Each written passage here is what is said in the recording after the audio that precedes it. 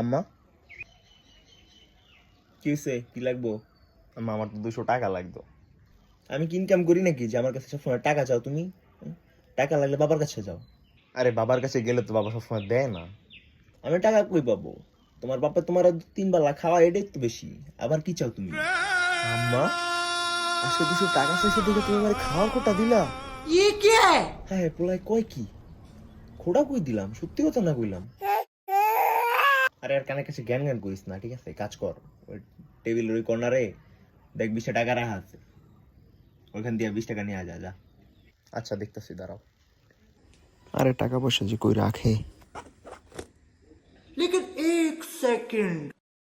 আমার তুমি 20 টাকার কথা কইলা কেন? এই জায়গা তো দেখি 50 টাকা, 100 টাকা, 500 টাকার নোট পর্যন্ত আছে। এই তুমি আমার 20 টাকার কথা কেন কইলা? খবরদার ওই টাকা ধরবি না, খবর আছে কিন্তু তাইলে। আম্মা আমি 500 টাকা নিলাম। Run.